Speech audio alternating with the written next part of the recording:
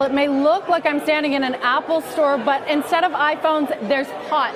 Different varieties at different prices. And here's how it all works. This is the first day that pot has become legal recreationally here in Canada. You come into a store like this, and there are about 100 across the country. Choose which one you want. Beside every product, there's a description talking about potency and quality and other descriptions. And if you don't know what you want, there are tons of sales associates in the store to help you decide and inform your decision.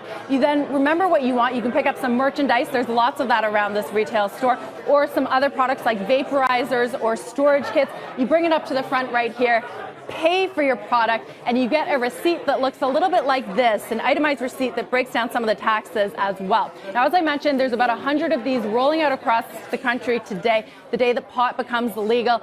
And this store in its first 2 hours made about $9,000 in sales, which is just a drop in the bucket. This industry is expected to be worth $5 billion in Canada by 2020. A lot of the rewards being expected to be reaped by the Canadian government and Canadian businesses. Now, we talk about this a lot on the network. We've seen what has happened to cannabis stock prices over the last year, over the last few years. But take a look at what they're doing today. It could be sell on the news, but there are some hard questions that need to be answered still, despite it being legal recreationally across the country, such as what do you do about supply concerns? Are people going to go back to the black market? How do you enforce regulations that are different from region to region? So, guys, these are a lot of the questions that are going to be asked. But today, lots of celebrations and lots of excitement here on the ground in Newfoundland.